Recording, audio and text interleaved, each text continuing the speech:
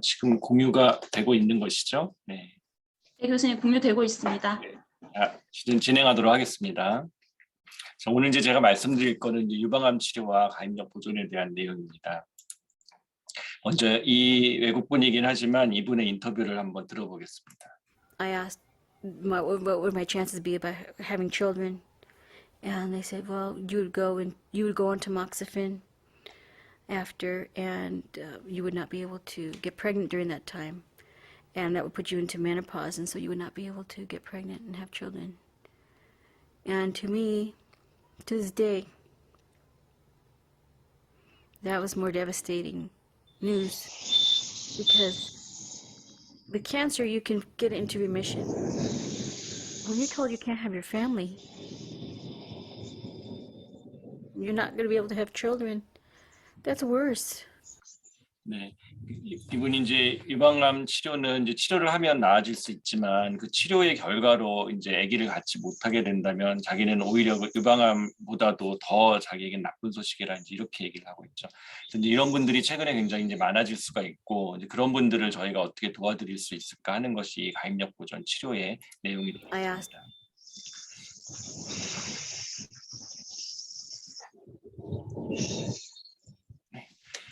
암 발생 순위를 보면 이제 최신 통계가 2019년 국가암 등록 통계인데 이제 여성암에서 1위가 유방암입니다. 갑상선이 이제 최근에 좀 줄어가지고 유방암이 이제 1위로 이렇게 나오게 되었고 전체 여성암 중에 20.6%가 유방암인 것으로 되어 있습니다.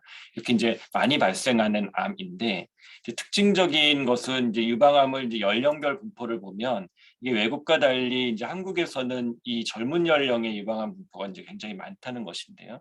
최고 연령은 요즘 조금 올라가서 이제 45세가 넘어갔지만 여전히 20대, 30대, 40대 초반까지의 소위 말하는 가임기에 해당하는 이제 사람들의 수가 굉장히 많은 것이 유방암의 특징입니다.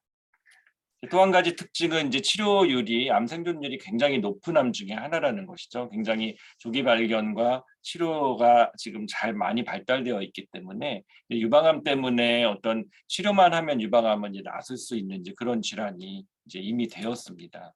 그렇기 때문에 가임력 보존이 더 중요하게 되는 것인데 일단 젊은 암 환자의 수가 증가하고 특히 유방암 같은 경우에는 기본적으로 이제 젊은 층에서 많이 발생하는 암이고 암 치료의 성적은 계속해서 발전하고 있어서 암이 이제 완치되는 사람의 수가 증가하는데 요즘에 이제 추세가 결혼 연령이 점점 늦어지다 보니까 이거와 맞물려서 이제 아기를 앞으로 더 낳아야 되는 사람들이 유방암에 많이 걸리고 유방암 치료를 해야 되는지 그런 상황이 많아지는 거죠. 그래서 가임기의 암 완치자의 수가 증가하고 근데 임신을 원하는 완치 후에 임신을 원하는 사람들의 수가 증가하기 때문에 암 완치 후의 삶의 질 문제 중에 굉장히 여성으로서 중요한 문제일 수 있는 가임력 보존의 중요성이 훨씬 더 이제 높아지고 있는 그런 상황입니다.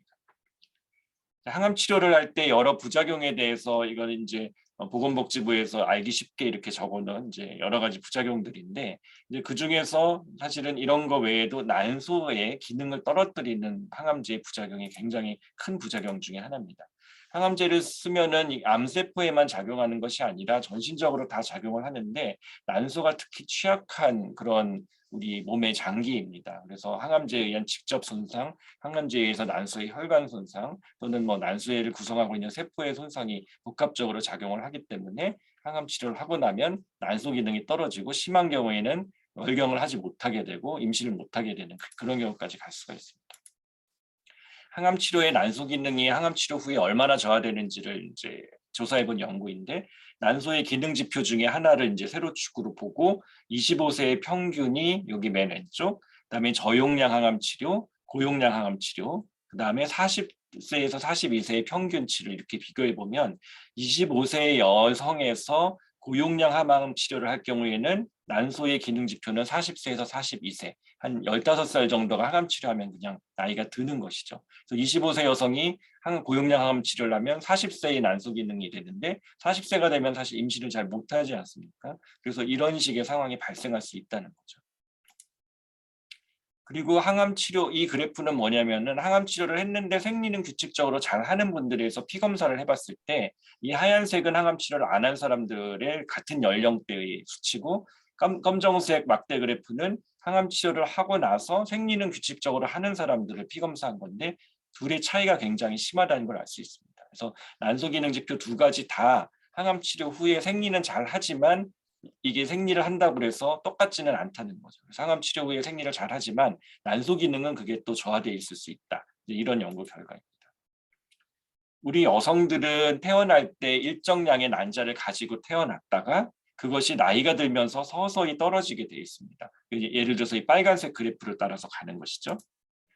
특정 연령대, 예를 들어서 30세의 평균이 빨간색이고 나이가 들어서 천천히 감소해야 될 것이 항암 치료를 하고 나면 그냥 같은 나이지만 확 감소를 하게 되고 이것을 이제 끌고 가 보면 한 15년 정도 나이가 들어가면서 난소 기능이 감소해야 될 것을 이제 한 번에 항암 치료로 감소시킬 수도 있다는 거죠. 그렇게 되면 아무래도 항암 치료 후에 임신을 하게 될 때 임신이 잘 안 될 가능성이 높습니다. 그리고 중요한 것은 이렇게 항암 치료를 통해서 한 번 이게 난소 기능이 떨어지면 현존하는 과학 기술로는 이거를 다시 좋게 만들 방법은 없습니다.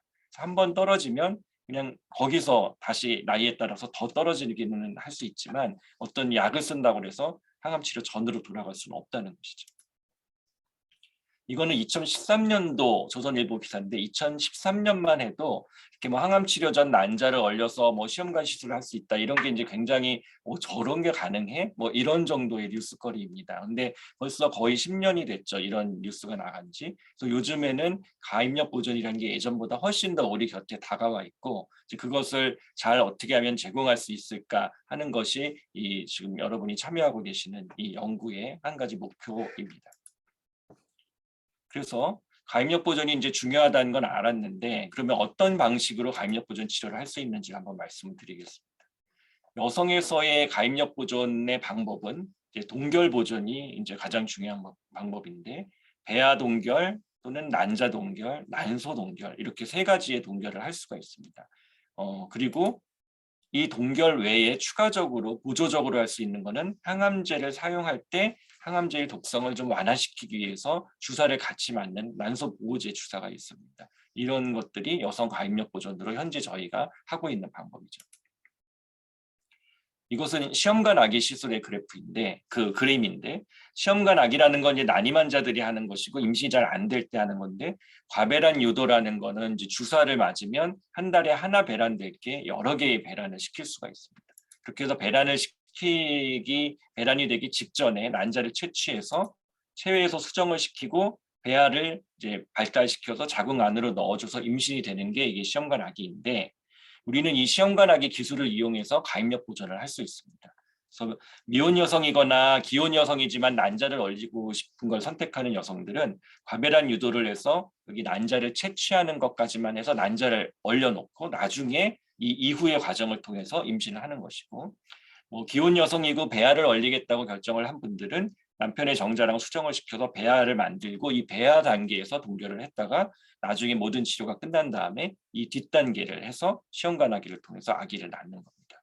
그래서 결국은 이 난자 동결 또는 배아 동결은 우리가 시험관 아기에서 하는 기술을 이용해서 하는 것이기 때문에 난임 환자들이 요즘 굉장히 많죠. 그래서 굉장히 흔히 하는 임상적으로 이미 굉장히 흔히 하고 있는 것을 우리는 차용해서 가입력 보존에 사용을 하고 있는 겁니다.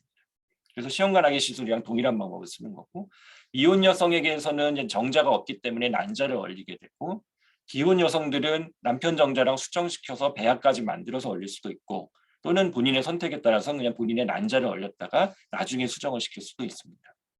그래서 어쨌든 이거는 이미 난임 환자의 치료에서 아주 널리 쓰이고 있는 방법이기 때문에 굉장히 이미 안정적으로 사용되고 있는 방법이고 다만 시험관하기를 할 때는 아까 과배란 유도라는 걸 했었죠. 그 과배란 유도는 주사를 맞아서 그 난자를 많이 만들어내는 과정인데 그 과배란 유도가 필요하고 그것이 한 열흘에서 12일 또는 길게는 2주 정도의 시간이 필요하기 때문에 아주 초응급한 항암 치료를 바로 시작해야 되는 경우에는 이걸 하지 못합니다. 근데 이런 초응급한 항암 치료는 유방암에는 해당되지 않습니다. 유방암은 항암 치료를 조금 천천히 시작해도 전혀 그 치료 성과에 차이가 없기 때문에 백혈병 같은 경우가 아니면 난자 배아 동결을 할 수 있는 시간은 충분히 우리가 가질 수 있죠. 그래서 채취된 난자나 배아는 마이너스 196도의 질소 탱크 안에 보관을 하게 되는데 이 마이너스 196도라는 이제 온도는 모든 생체 활성이 완벽하게 저하되는 온도이고 이렇게 보존을 한 거를 뭐 5년이 지난들 10년이 지난들 그 이후에 해동시켜서 사용할 때 전혀 그 보존 기간이 길어진다고 해서 변하는 게 없습니다. 그래서 오랫동안 안정적으로 보존시킬 수 있고 이 난자나 배아 동결을 한다고 설명을 드릴 때 항상 제일 걱정하시는 게 지금 당장 항암 치료해야 되는데 저거 하느라고 항암 치료 못 받으면 나 뭐 암 치료에 좀 뭐 영향이 있는 거 아니에요? 또는 항암 치료를 많이 지연시키지 않나요? 이렇게 질문을 하시는 경우가 상당히 많습니다.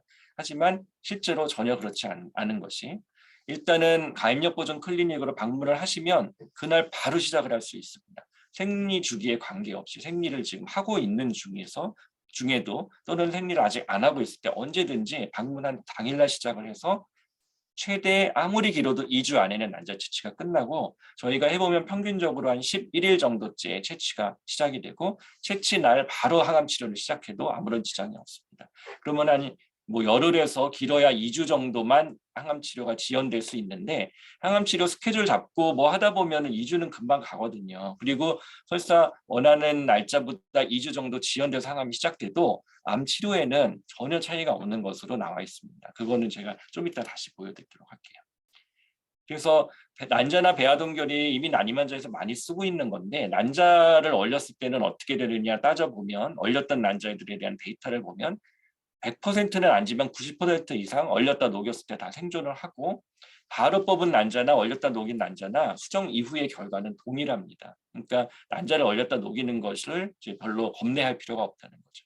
다만 난자를 하나 얼렸다 녹여서 그거 한 번에 임신되면 좋지만 그렇지 않기 때문에 최대한 많은 수의 난자를 얼려놔야 되고 그런데 우리는 항암 치료 전에 그 모든 걸 해야 되기 때문에 보통은 한 번만 기회가 있거든요. 근데 수술 전 항암을 하지 않고 뭐 수술 후에 항암을 하고 수술 날짜가 한참 뒤다 그러면 한 2번 정도 할 수도 있습니다. 어쨌든 가급적 최대한 많이 해놓는 것이 더 나중에 임신을 위해서는 필요하다는 얘기가 되겠고 난소 동결 보존은 뭐냐면은 이 난소가 양쪽에 우리 몸에는 하나씩 2개가 있죠. 그 2개의 난자 중 보통 하나를 아예 몸 밖으로 꺼내서 난소체로 얼려놨다가 그것을 나중에 몸 안으로 이식해서 쓰겠다는 겁니다. 그런데 이 아까 말씀드린 난자나 배아 동결과 차이가 있는 건 뭐냐면 과배란 유도가 필요 없죠. 난소를 그냥 그 자리에서 수술로서 떼가지고 얼리는 거니까. 그러니까 항암 치료의 지연이라는 게 있을 수가 없습니다. 그냥 바로 수술하고 바로 항암은 되니까 아까 그 열흘, 11일 이 정도의 지연도 발생하지 않죠.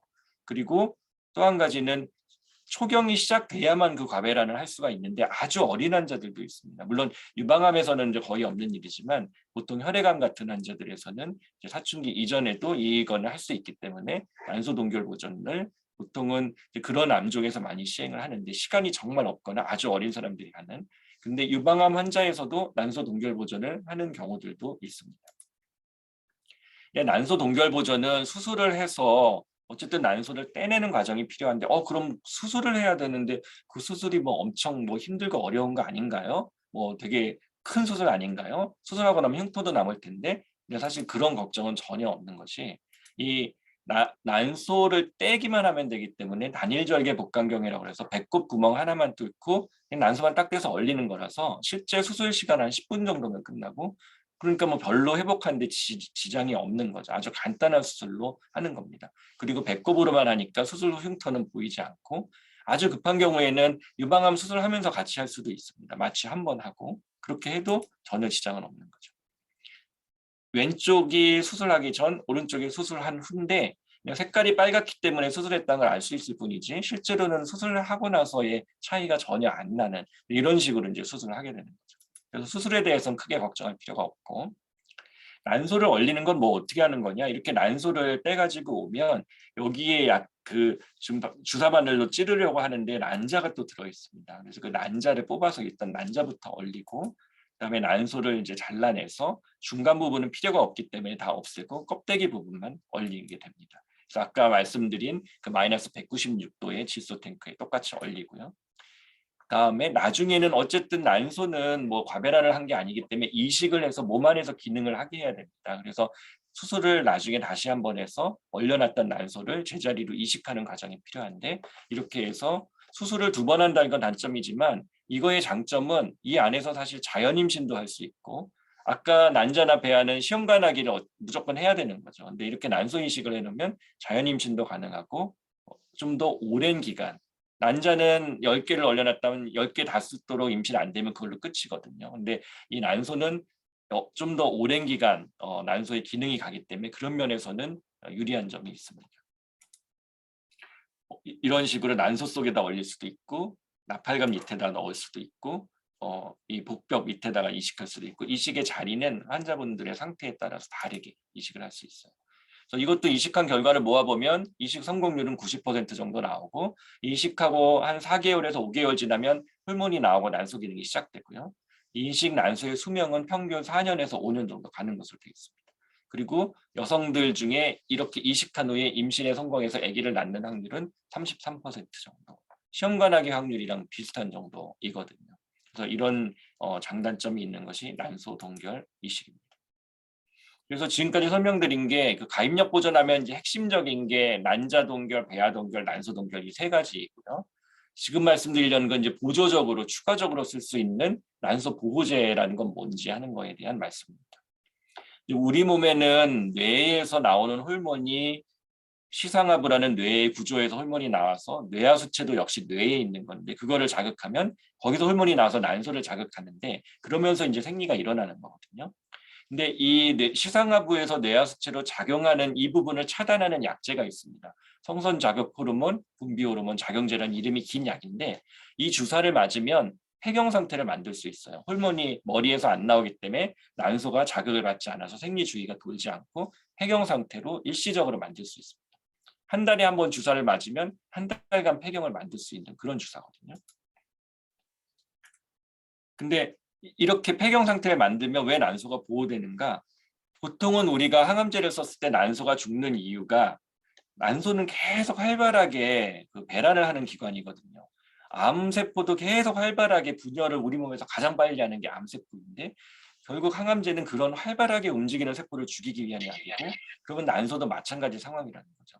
그래서 폐경 상태로 만들어 놓으면 난소가 일단 폐경 상태니까 조용히 있으니까 그 항암제가 덜 작용할 거다. 이런 이론적인 이제 그런 생각을 가지고 그 약제를 사용하는 겁니다. 근데 실제로 효과가 있는지 임상시험을 해봤습니다. 이건 외국 데이터이긴 하지만 굉장히 잘 설계된 임상시험을 해봤더니 이 난소보호제를 쓴 경우에는 항암치료 2년 후에 폐경 확률이 8%이고 난소보호제를 안 썼을 때는 22%입니다. 똑같은 환자들을 양쪽으로 나눠서 한 거기 때문에 난소보호제를 썼을 때 그만큼 폐경이 덜 된다는 것을 알려준 연구 결과가 되어 있고 이 연구 결과가 굉장히 좋은 연구 결과였기 때문에 이 이후에 최소한 유방암 환자에서는 난소보호제를 쓰면 폐경은 덜 생기겠구나. 이제 이거를 우리가 이제 알게 된 거죠.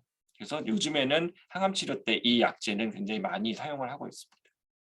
하지만 제가 아까 말씀드렸죠. 항암 치료 후에 생리를 하더라도 난소 기능이 똑같지는 않다는 거고 규칙적으로 생리를 한다고 해서 난소 기능과 가입력이 보장되는 건 아니니까 저 난소 보호제라는 걸 맞아서 폐경 오는 거를 뭐 일정 부분 막을 수 있다고 해서 그럼 난소 보호제만 맞고 동결은 안 해도 되겠네요. 이렇게 생각하면 안 됩니다. 폐경이 오지 않았다고 해서 똑같지는 않다는 거죠. 이 연구를 보면 난소보호제 투여 후에 계속 추적 관찰을 한 건데 파란색이 난소보호제를 투여한 군이고 노란색이 투여하지 않은 사람들이에요. 처음에는 이 파란 그래프랑 노란 그래프가 차이가 나 보이지만 3년, 4년, 5년 지나면 결국 똑같아집니다. 이 오른쪽 막대 그래프도 마찬가지죠.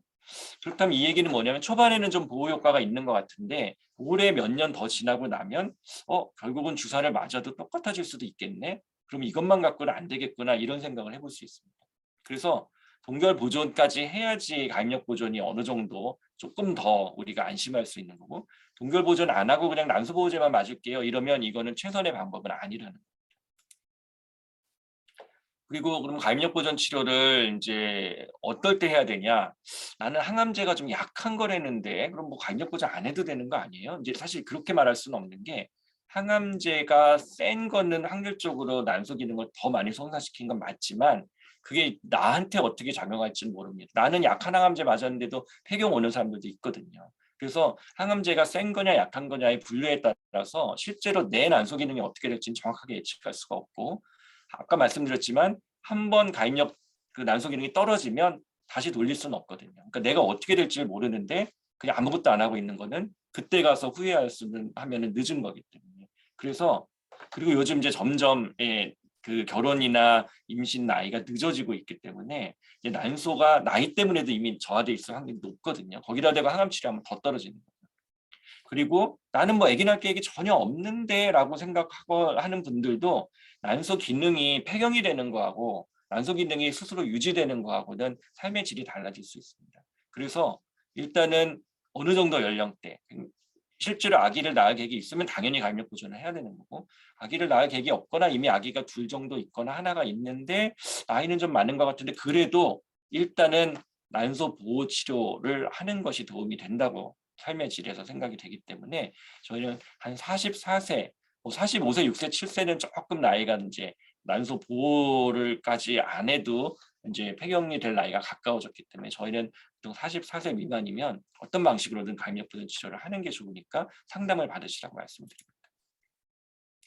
그리고 어느 방법을 선택할 거냐는 이제 아까 어느 정도 말씀을 드렸습니다. 항암 치료가 연기가 불가능할 정도로 급한 유방암이 아닌 암 같은 경우에는 난소 동결밖에는 방법이 없겠고, 항암 치료에 어느 정도 연기가 가능한 유방암 같은 경우에는 자신의 상황에 따라 배아를 얼리거나 난자를 얼리거나 또는 난소를 얼리거나 세 개 다 가능하죠.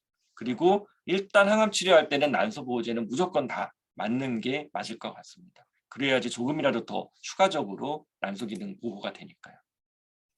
한 가지 우리가 중요한 건 뭐냐면 가입력 보존 치료를 할 때 항암 치료 하고 나면 이미 난소 기능이 떨어지고 그 다음에 이제 할 수가 없거든요. 반드시 항암 치료 전에 해야 되는데 이 시기를 놓치는 분들이 굉장히 많습니다. 그냥 뭐 암 진단받고 치료받고 그것 때문에 정신이 없어서 가입력 보존에 대한 생각을 의료진도 심지어 잘 못하고 우리 환자분들도 잘 못하고 하기 때문에 그냥 항암 치료가 먼저 시작이 돼버리면은 가입력 보존을 못하는 거거든요. 그래서 그 우리 환우들의 인식도 중요합니다. 이런 걸 알고 있어야 의료진한테 제시를 할 수 있거든요. 저는 가입력 보존은 안 해도 되는 건가요? 라고 사실 먼저 얘기를 해주는 것도 필요합니다.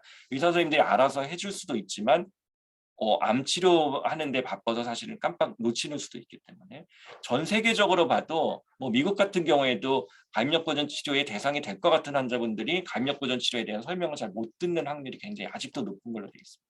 그런 걸 저희가 줄이려고 하고 있는 연구가 지금 여러분이 참여하고 있는 이 연구이거든요. 어쨌든 아직까지도 이제 이것이 잘 안 돼 있는 것이 현실이라서 아주 잘 돼 있으면 이런 연구도 사실은 할 필요가 없겠죠. 이미 모든 게 잘 돼 있으면. 근데 아직 잘 안 되고 있기 때문에 이런 연구가 진행되고 있다는 걸 알 수가 있죠. 미국 암학회에서는 암 치료를 하는 의사, 이제 산부인과 의사가 아닌 암 치료를 하는 이제 의사들이 암 치료할 때 난임이 될 수 있다는 거 미리 상담을 해줘야 되고 가입력 보존 치료에 대한 기본적인 내용도 같이 얘기를 해줘야 되고 필요한 사람은 가입력 보존 치료 전문의에게 의뢰해야 된다. 이것이 역할이다라고 이미 정의를 해놓고 있습니다. 이거를 어떻게 하면 잘할 건지 그거를 이제 우리가 노력을 하고 있는 거죠.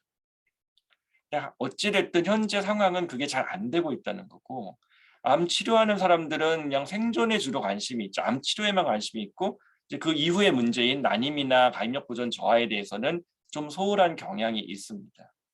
그래서 사실은 임신을 원하는데 제대로 설명을 못 받는 경우들이 많다는 거죠. 예전에 다른 연구에 의하면 50세 미만에서 유방암 환우들에서 68%만 설명 들었다고 기억을 하고 34%만 난 불임이 될 수도 있다고 설명을 들었다고 기억을 합니다. 그래서 이것이 문제가 심각하다는 것이고 이걸 어떻게 하면 줄일 수 있을까 하는 것이 이제 지금 저희가 노력하고 있는 것이죠. 흔한 질문이 가입력 보존 치료하면서 항암 연기되면 나 암 치료에 뭐 지장 있는 거 아니에요? 아까 그 아니라고 말씀드렸고 그러면은 가입력 보존 치료하는 것 때문에 뭔가 암 치료가 잘 안 돼서 나중에 암 재발률이 높아지지 않아요? 또는 가입력 보존 치료를 막 하면은 뭐 아기한테 안 좋은 거 아니에요? 암이 있는 상태에서 막 그걸 한 건데 그런 게 전혀 없는 것이 이미 알려져 있습니다. 가입력 보존 치료했다고 해서 암 치료 예후에 전혀 영향을 미치지 않고 암 치료와 그 이후에 가입력 보존 치료해서 나온 아기들은 전혀 기형아 발생률이 달라지지 않는다는 것이고 아까 그 치료 지연에 대해서 심지어 의사 선생님들도 걱정을 많이 하면서 가임력 보존 치료를 꼭 의뢰해야 되나 이런 경우가 있기 때문에 이제 이 데이터를 항상 뭐 이렇게 암 치료하는 선생님들한테도 보여드리는데 이건 이제 암 연구자들이 한 연구입니다. 24,000명 대상으로 진단하고 나서 항암 치료할 때까지 얼마까지 차이가 없는지 치료 성적에 봤더니 90일까지 차이가 없는 걸로 되어 있습니다. 개인 의원에서 검사하다 발견해서 조직 검사하고 병원에 와서 다시 뭐 MRI 찍고 CT 찍고 항암 치료하고 하는 거에 다 포함해서 90일 정도 안에는 보통 가임력 보존 치료까지 다 포함해서 끝날 수 있거든요. 근데 그 정도까지는 차이가 없다는 것이고 이거는 수술 전 항암 치료. 수술 전 항암 치료가 조금 더 어떻게 보면 급할 수 있는데 수술 전 항암 치료 대상은 60일까지는 차이가 없었습니다. 그래서 진단하고 나서 항암 치료 들어갔는데 90일이나 60일까지는 전혀 성적 차이가 안 난다. 근데 아까 가임력 보존 난자 동결, 배아 동결 해도 길어야 2주면 끝난다고 했죠. 그 2주가 여기에 60일이나 90일 사이에 끼어들지 못할 여지는 전혀 없거든요. 그러니까 항암 치료의 지연에 대해서 걱정할 필요가 없다는 거예요. 그리고 암이 완치됐는데 뭐 임신 시도하다가 뭐 혹시 또 안 좋은 거 아니냐 그것도 전혀 아닌 게 유방암을 비롯한 모든 암에서 암 완치 후에 임신을 했다고 해서 암이 다시 재발된다는 근거는 없고 특히나 유방암 같은 경우에는 암을 완치하고 나서 임신을 하면 오히려 재발률이 더 감소하는 것으로 되어 있어요. 그래서 임신을 하는 게 오히려 유방암 이후에는 더 뭐 재발을 증가시키는 커녕 오히려 감소시킨다는 것이 알려져 있죠. 지금 이제 거의 이제 끝나가는데요. 이분은 이제 한국 분은 아니고 이제 일본 분인데 좀 스토리가 감동적이라서 제가 한번 말씀을 드리려고 해요. 이분이 2001년도에 난자 동결 보존을 했습니다. 그때 골수 이식이 필요한 악성 림프전 진단을 받았기 때문에 골수 이식 하려고 하면 항암 치료제가 훨씬 강하게 들어가서 거의 100% 폐경이 오거든요. 근데 그래서 난자 동결 보존을 했고 이분이 나중에 한 뭐 10년 이상 지나서 결혼을 해서 임신 시도를 하게 되는데 이분의 특징은 뭐냐면 난자를 2개밖에 얼리지 못했어요. 사실 2개면 굉장히 적은 개수고 조금 더 얼렸으면 좋았을까 싶은데 2개밖에 못 올렸지만 이 난자 사진을 달라고 해서 이렇게 자기 스크랩에다가 해놓고 이 아이들한테 이름도 미리 붙이고 나는 이 아이들의 엄마가 될 사람이다. 그러니까 이 치료한 모든 과정을 나는 다 이겨내고 이 아이들을 빛을 보게 해줘야 된다. 그래서 힘든 치료 과정을 다 이겨서 완치 판정을 받고 나중에 나이가 더 들어서 이제 결혼을 하게 되었습니다. 근데 이분은 이게 임신 목적으로 물론 얼리는 거지만 치료를 이겨내는 이 희망으로 이 난자 사진을 보면서 치료를 해서 이겨내는 과정을 거쳤다고 그러죠. 그래서 가임력 보존은 이 임신 자체를 좋게 하는 목적과 함께 이 암 치료를 하는 환우분들에게 희망을 줄 수 있는 것이 가임력 보존입니다. 근데 기적이 일어났어요. 12년 전에 동결 보관 난자로 출산한 일본의 30대 여성 이런 기사가 있어서 봤는데 자세히 봤더니 그 같은 사람입니다. 2001년도 악성 림프종 고교 2학년이던 이 사람이 그 사람이거든요. 그래서 난자 2개 얼려놓은 걸로 12년 후에 결혼해서 임신에까지 성공한 감동적인 그 스토리입니다. 그래서 희망으로 암 치료를 이겨내고 결국 임신까지 성공한 거죠. 그래서 가임력 보존이 굉장히 여성들에게 중요하다는 것을 말씀을 드리겠습니다. 암 투병의 고통 속에서 헤어나올 수 있게 한 힘. 정아 씨에게 가임력 보존은 절망의 끝에서 발견한 희망의 끈이자 가장 큰 위로였다.